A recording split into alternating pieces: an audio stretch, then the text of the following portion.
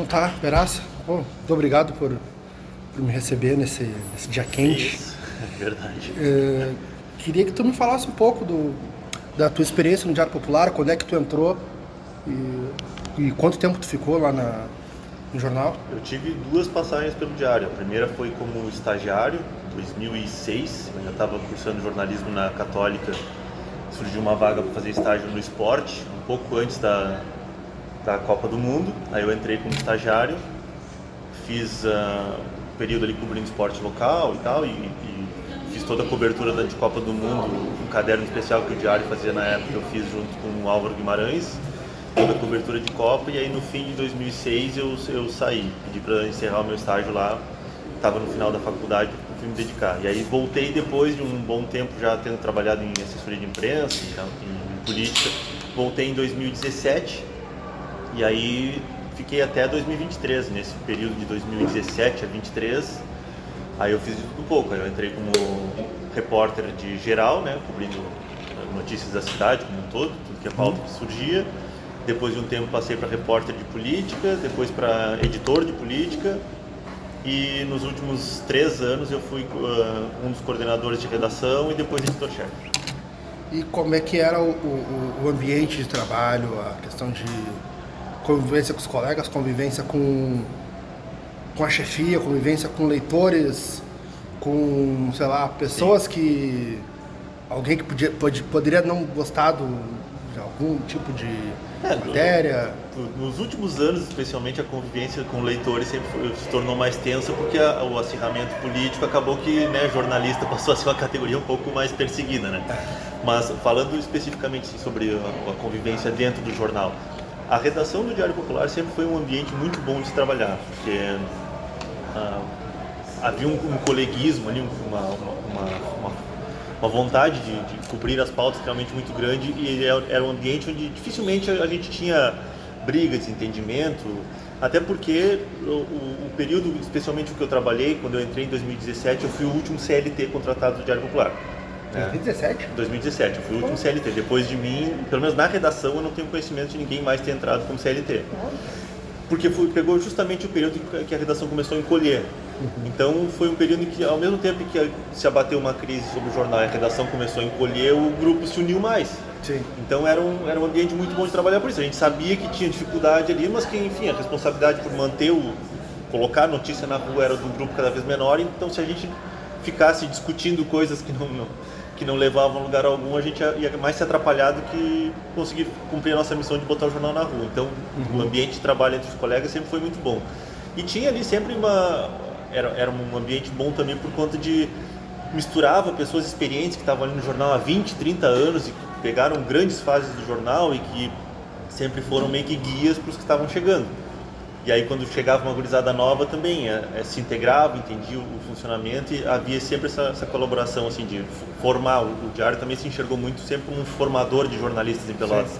Mesmo quem saiu daqui e foi trabalhar em outros veículos, trabalhar em TV, trabalhar fora daqui, em algum momento passou por ali e aprendeu muita coisa. Então isso era muito legal o ambiente ali.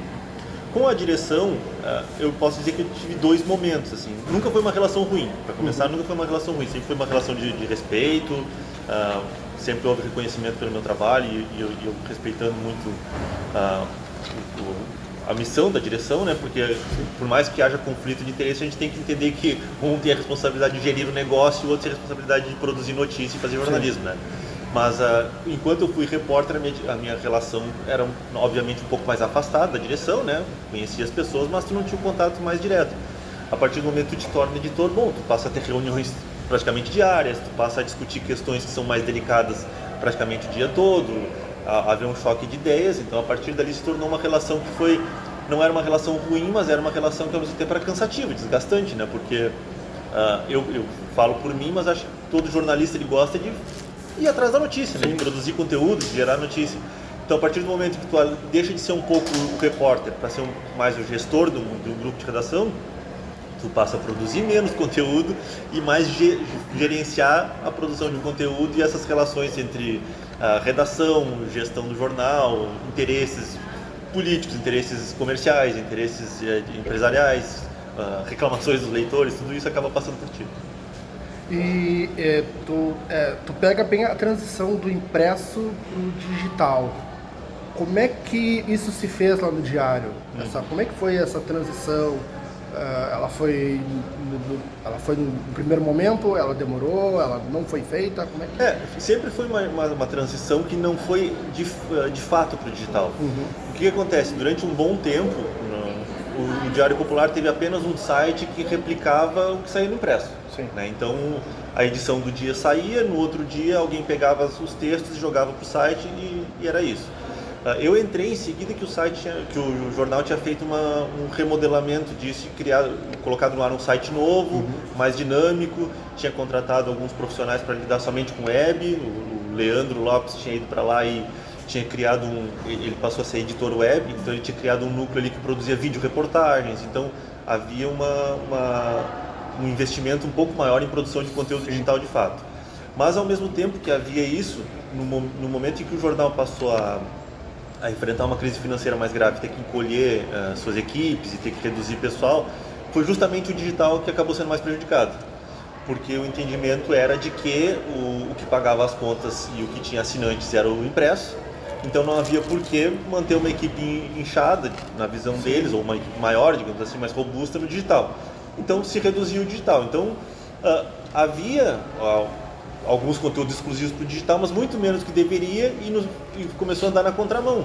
Quando o Leandro entrou, começou a produzir muita coisa para o digital, aquilo dava muito engajamento, e houve um momento que aquilo começou a reduzir até um ponto que, as videoreportagens acabaram, e eram algumas matérias de texto, algumas coisas de áudio, enfim, que eram muito mais assim, um repórter se interessava por fazer podcast, ele criava um projeto de podcast dentro dele e jogava dentro do site diário, mas nunca uma política do jornal de investir Nunca foi do jornal investir no Não, o jornal sempre, o digital foi o segundo plano.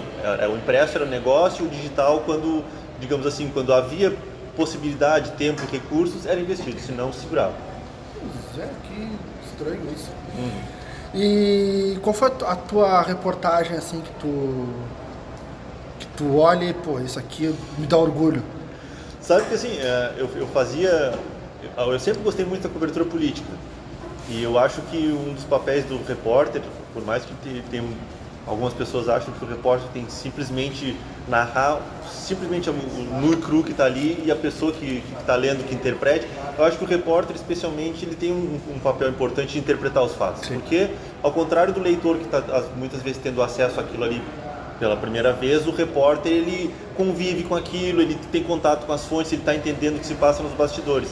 Então, assim, não tem se eu te dissesse, tem uma grande reportagem que eu achei que foi a melhor da minha vida, assim, porque eu gostava muito de relatar bastidores. Então, eu me orgulho muito de ter feito coberturas políticas na Câmara de Vereadores de Pelotas que geraram um impacto por conta de justamente de trazer um contexto de bastidores e não simplesmente a notícia nua de que foi aprovado o projeto tal, de que foi registrado o projeto tal.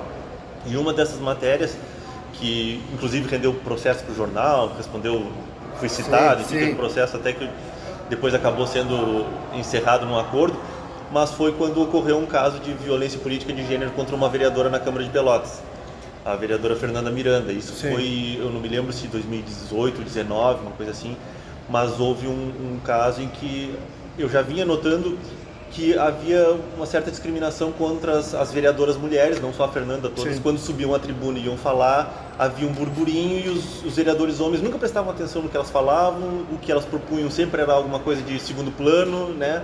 Havia sempre uma piadinha, mas era assim, era uma sensação que quem estava ali via, mas como é que tu coloca isso como algo factível para quem não está lá dentro da Câmara e não está vendo?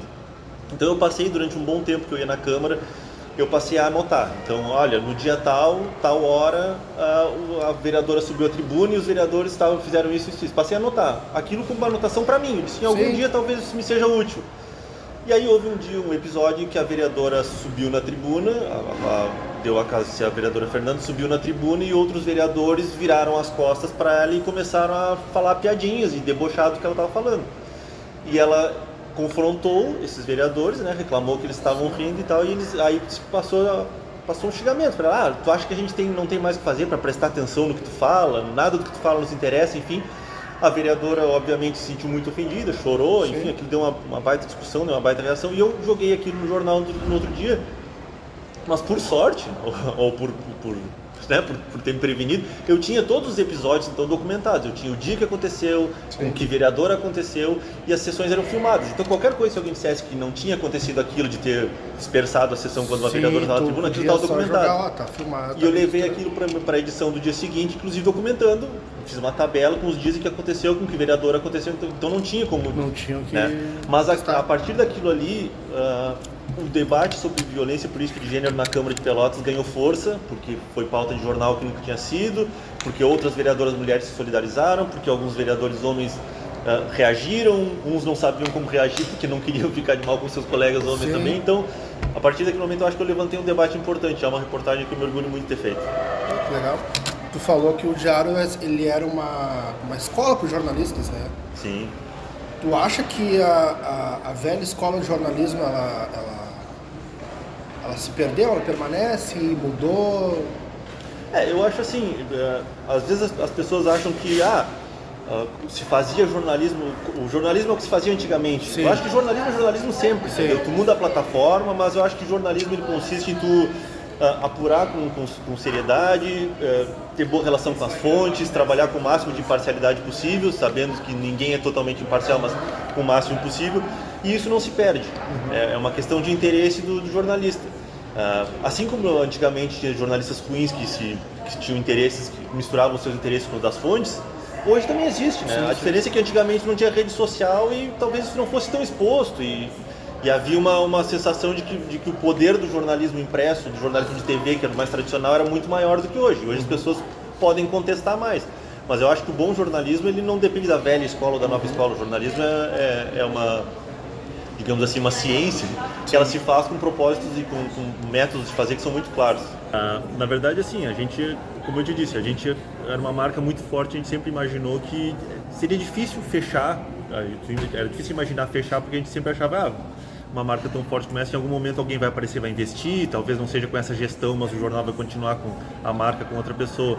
Mas também quem viveu lá dentro dos últimos anos olhava para o que acontecia com o jornal, com demissão de pessoas, o sucateamento dos equipamentos, a infraestrutura já não era mais a mesma, sentia também que era uma questão de tempo para que pelo menos se encerrasse um ciclo como era naquele momento, com aquela gestão, né? Então assim, todo mundo dizia, até que está durando bastante, porque como é que não fechou? Mas realmente o fechamento dele foi um impacto, porque a gente nunca imaginava perder um veículo tão tradicional como esse. A gente via tantos outros fechando e mais jovens, mas ele não fechar, né? Então foi realmente surpreendente por esse ponto, mas que realmente, como negócio, o jornal já não se sustentava um bom tempo, já era nítido para todo mundo lá dentro. Teve alguma vez que teve alguma matéria que foi, não digo censurada, mas melhor não publicar, ou depois de uma matéria publicada, alguém vir reclamar com a direção ou contigo, pedir retratação? Várias vezes, né? Especialmente quando tu trabalha com política, é inevitável assim que em algum momento tu vai publicar uma matéria e no outro dia tu não vai te incomodar, né? Eu tive várias, assim, ou porque achavam que tem um viés aí para tal lado, e aí reclamavam, ligavam direto para a direção, e às vezes não ficava sabendo semanas depois, porque o teu editor segurava e não chegava até ti, mas depois ficava sabendo, né? Mas também teve casos em que eu tinha grandes reportagens para fazer na mão e acabaram sendo travadas, né? Justamente por conta de relações de bastidores, né? Porque eu era repórter ainda e não editor. Então, houve um caso em que eu tive acesso a um material muito bom de uma reportagem sobre um deputado estadual na época. Ninguém tinha dado a matéria, eu tinha todo um dossiê ali de denúncia de corrupção contra ele, eu estava com tudo pronto. E fui conversar conversei com colegas de redação primeiro, não, é um baita material, tem que se fazer, enfim. Aí eu comecei a fazer e no meio da apuração toda, chamei o meu editor para conversar com ele, e o meu editor disse, olha, segura um pouquinho que eu vou conversar com a direção para ver como é que é. Aí nisso, aquele segura um pouquinho, segura mais um pouquinho, a matéria não saiu e outro veículo teve acesso e deu antes. Então, é óbvio que isso, para um repórter político que tem um furo na mão, isso te decepciona. No caso, foi um vereador na época, quando eu estava cobrindo a Câmara, um vereador fez um pedido de informações à prefeitura, não me lembro agora sobre o que exatamente que era, mas ele fez. Era comum os vereadores fazerem pedidos de informações sobre saber se um serviço está funcionando bem, por que as pessoas não estão sendo atendidas e tal. Ele fez um pedido de informação e a prefeitura respondeu para ele com um cerro de papel que, sei lá, pesava uns 40 quilos, assim, era um troço absurdo, justamente para não prestar informação. Sim. Mandou para eles geralmente os pedidos de resposta da prefeitura são muito objetivos, com 1 documento, 2 documentos, e mandaram aquilo para ele porque se irritaram com ele. E aí eu fui fazer a matéria, que o vereador tinha pedido informações da prefeitura para aquilo, e aí por conta de relações, né, de conhece alguém aqui, conhece alguém ali, né, não vamos dar isso porque não, enfim, se no entendimento do jornal aquilo ali não valeria a pena ser publicado.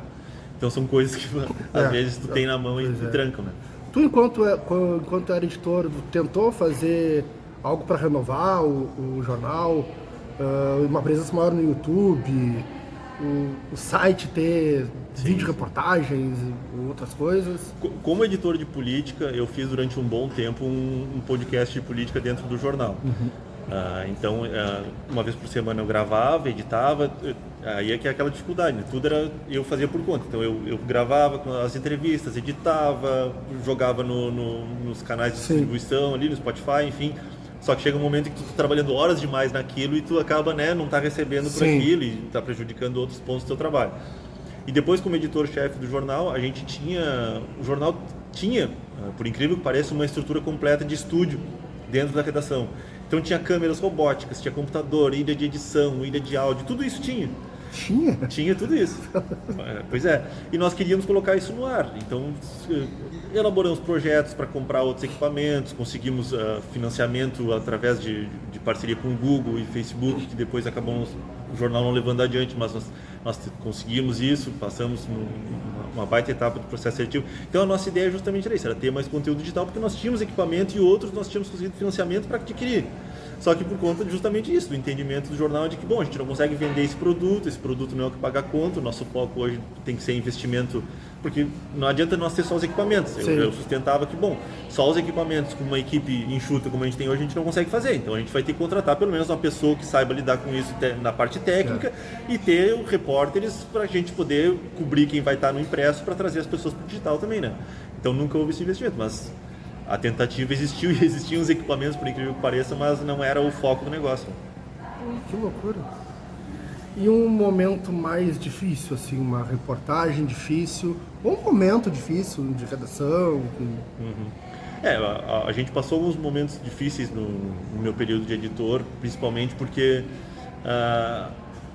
eu como editor, enfrentei uma acusação de racismo por conta de uma capa do jornal que a gente fez, né? Um vereador se sentiu atingido, porque o que acontece? O nosso fechamento do jornal, ele se dava, a edição tinha que estar com a capa pronta e todos os materiais prontos para enviar para a gráfica em torno de 7h30 da noite nos últimos anos do jornal. Então o que a gente acontecia? A gente sentava na reunião de pauta no começo da tarde e mais ou menos desenhava como seria a capa do jornal daquele dia. Então, olha, nós temos esse tal conteúdo, esse vai ser a manchete, eu já pedia para a diagramadora, me deixa um esqueleto da capa pronto, que depois a gente só joga o material ali. Isso era feito todo santo dia. E aí teve um momento em que acabou dando a coincidência de que no mesmo dia em que a gente fez uma matéria especial com o vereador Cezinha, que tinha sido eleito o presidente da Câmara de Pelotas, pela primeira vez um negro presidente da Câmara de Pelotas, então a gente fez uma matéria especial, deu uma foto grande dele na capa, e a capa tinha um contexto naquele momento. Só que no final da tarde, naquele mesmo dia, surgiu uma denúncia contra a então secretária de saúde do estado, né, surgiu uma acusação contra ela e aquilo virou a manchete do jornal. Mas só que a manchete ficou próxima da foto do Cezinha. Embora houvesse ali na diagramação linhas que definissem o espaço de cada coisa e o texto do Cezinha também embaixo da foto dele, enfim. Mas o vereador, porque como a manchete, eu não me lembro exatamente o que era, mas falava em denúncias de desvios na saúde, uma coisa assim. E ele entendeu, a partir daquilo, que era uma perseguição a ele como vereador negro, porque colocaram a foto dele ao lado de uma manchete que falava em desvios. E por conta disso, bom, ele subiu à tribuna e fez ataques a mim, fez ataques a repórter que estava lá no dia, uma menina nova, que tinha pouco tempo de jornal, fez ataques contra ela, a menina me ligou chorando, enfim. Foi um momento bem tenso para nós, porque eu fui acusado e como a sessão começou muito cedo, eu não estava em casa naquele dia, não estava assistindo a sessão. Então depois, quando eu cheguei, eu vi meu celular e ele tinha tentado me ligar antes para a gente conversar sobre aquilo e eu não consegui atender, não tinha visto a ligação. E aí, antes dele falar comigo, ele subiu à tribuna, fez acusações a mim, ao jornal, a repórter, enfim. Então a gente acabou enfrentando também um processo por conta daquilo ali. A repórter ficou traumatizada por conta daquilo ali. Foi um momento bem complexo para nós.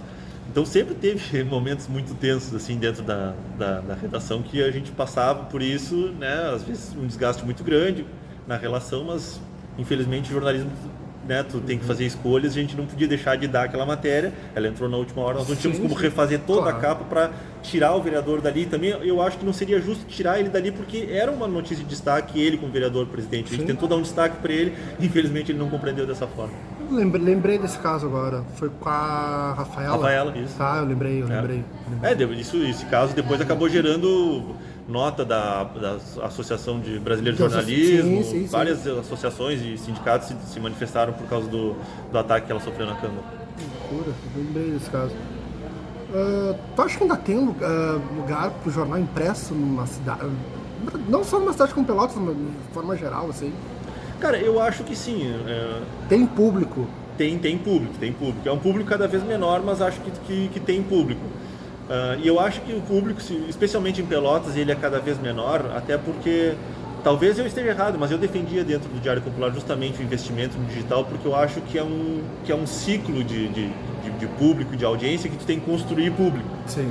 Então, por exemplo, não dá para tu querer que hoje um guri de 17 anos, ele pegue um jornal, o Diário Popular ou a Hora, seja lá um jornal impresso, e ele pega e sente e lê aquilo.